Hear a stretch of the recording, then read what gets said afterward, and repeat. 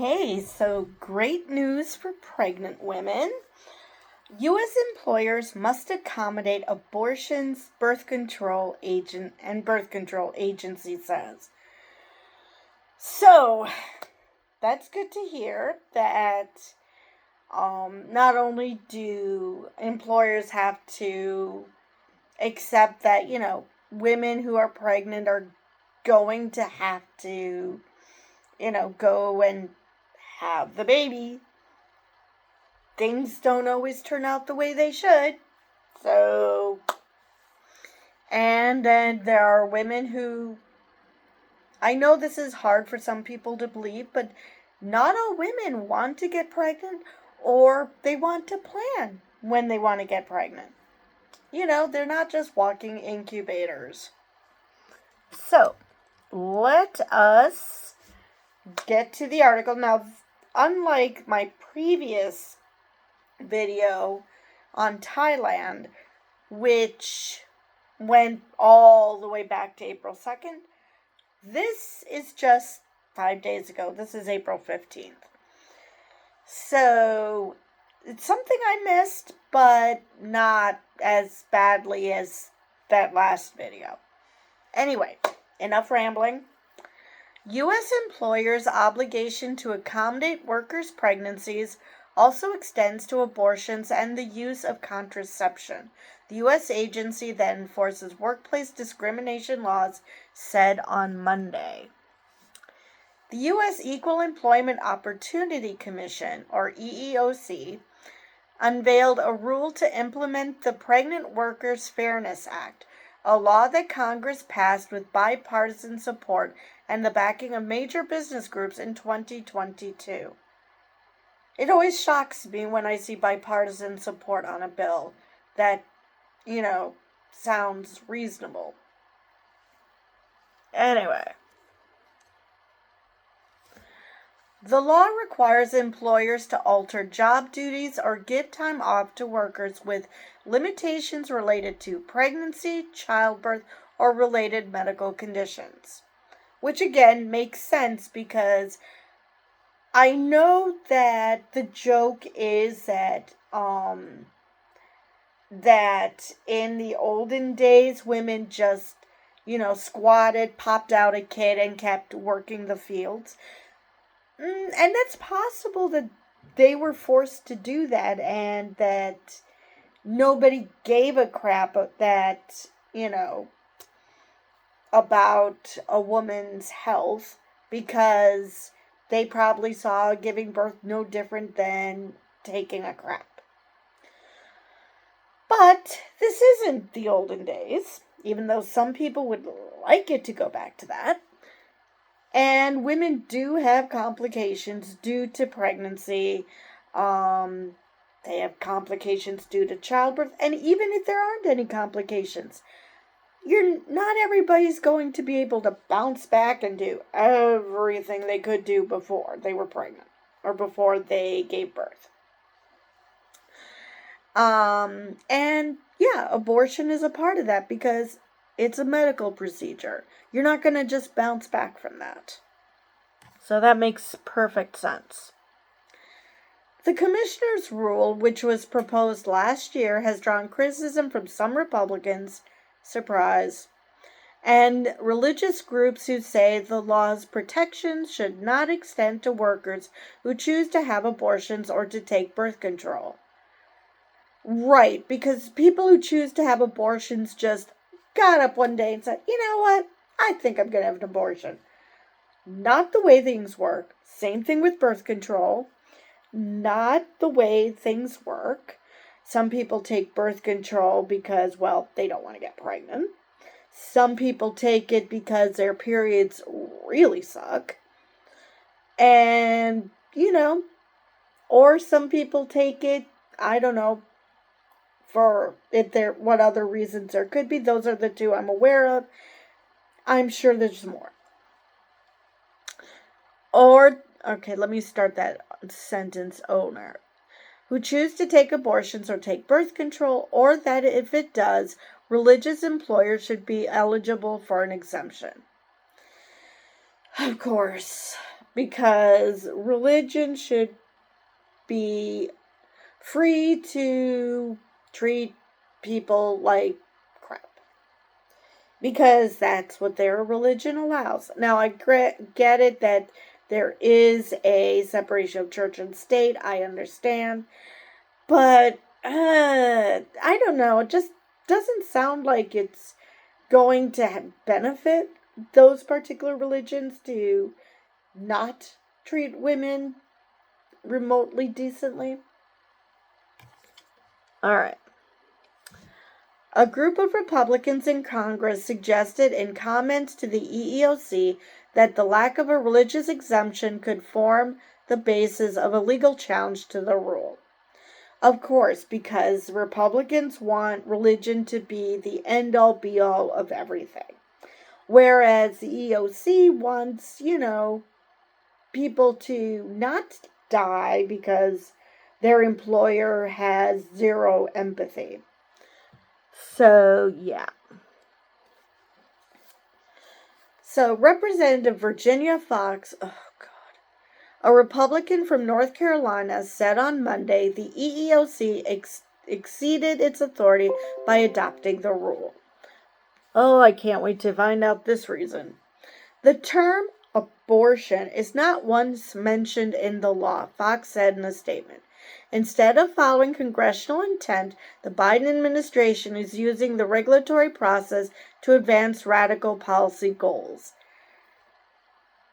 Chick, just because you know what?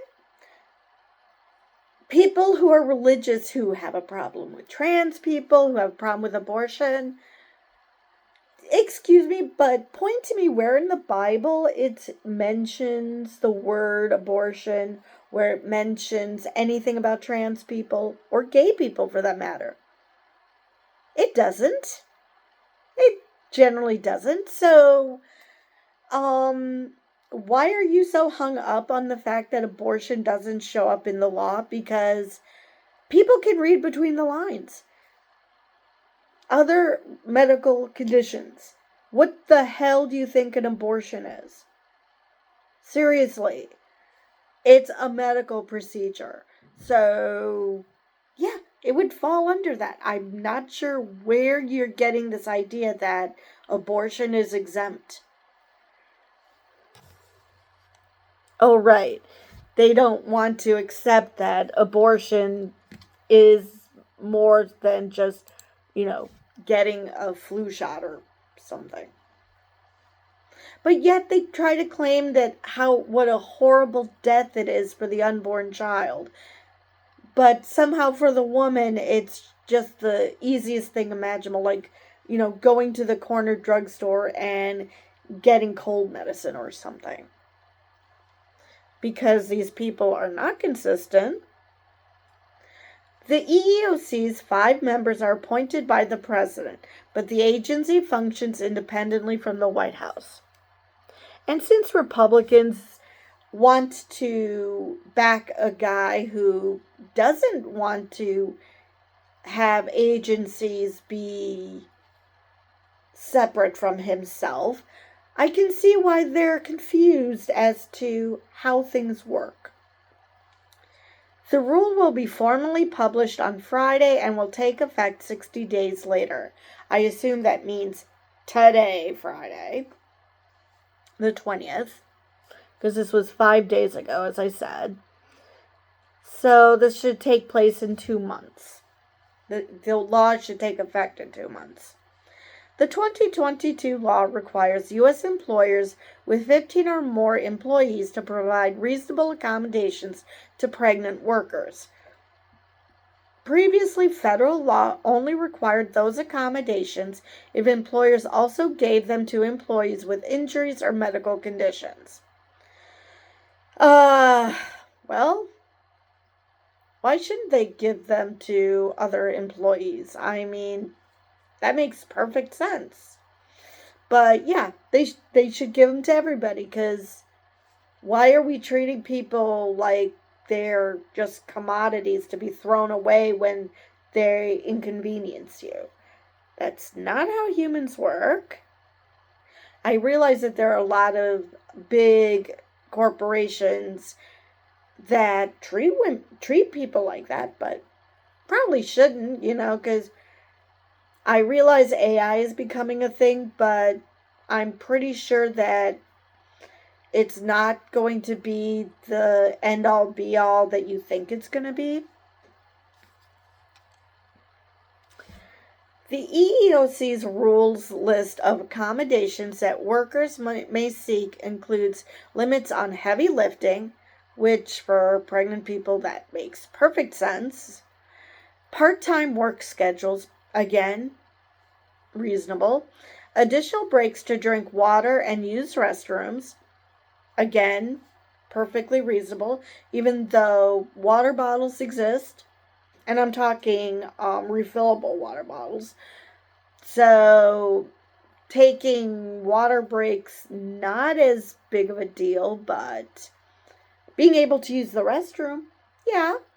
If you are dickish and only allow people to use the restroom at designated times, then yeah, but they shouldn't have a designated time for that, but okay. Modified equipment and uniforms, fair. I mean, a pregnant person isn't going to be able to fit in the same uniform that they could before they were pregnant. That makes sense. Seating, remote work, and paid or unpaid leave. Those all sound perfectly reasonable. Workers may also ask to be relieved of certain essential functions of their jobs as long as they can resume performing them after a pregnancy, the EEOC said.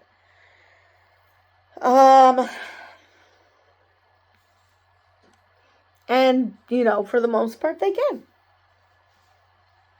Business groups and other critics of the rule have said that providing accommodations such as seating and additional breaks sounds simple, but can be impractical for many jobs and workplaces.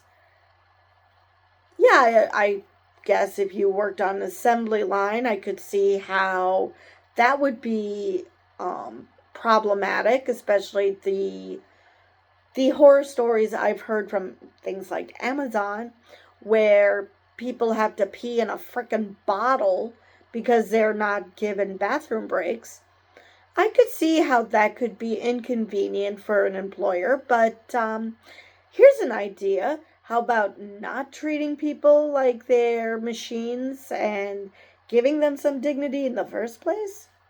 That might work. The U.S. Chamber of Commerce and other groups told the EEOC last year that whether specific accommodations are appropriate should be considered on a case-by-case basis.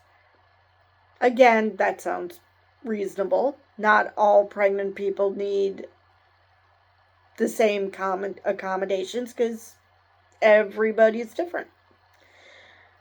And once temporary accommodations are granted to pregnant workers, employers should be permitted to periodically request documentation showing that they are still necessary, the group said. On one hand, that sounds kind of undignified, but on the other hand, people do that for other medical conditions. They don't want to be taken advantage of, so I can see where they would want documentation showing that these accommodations are still required. So, yeah. Many worker advocacy groups supported the regulations. A Better Balance, which advocates for work-life balance measures, said this broad EEOC rule would remove various obstacles to women staying in the workforce when they are pregnant and after they give birth. Except for the obstacle of maternity leave. I'm pretty sure that, I don't know if this EEOC rule allows for maternity leave. That is unclear.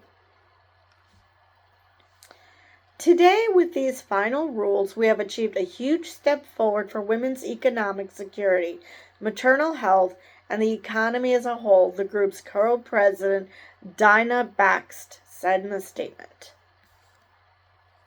In February, a Texas federal judge agreed with the Republican-led state that the pregnancy bias law was invalid because it was included in a $1.7 trillion government funding bill that was not properly passed.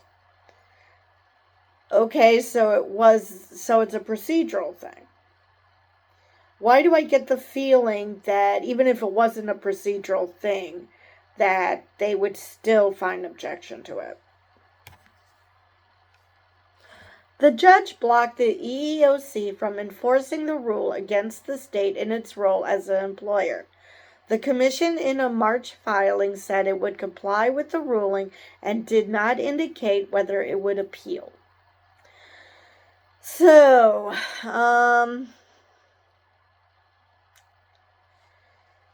yeah, that's what we have so far. And so I guess if you're pregnant in Texas, well, your situation was crappy to begin with, and apparently didn't improve one bit. But for those who think, oh, but this is a judge, it's not like it's a Republican judge, just because he agreed with a Republican state, that doesn't mean he's Republican. I should say, because I don't know if the judge is a he. Yeah, again, ask Kate Cox how the judges in this Republican-led state rule. So, yeah. Yeah, I do not have high hopes that this isn't ideological. But anyway, that is all I have for this article. I really don't have much else to say about this, so I will see you guys in the next video.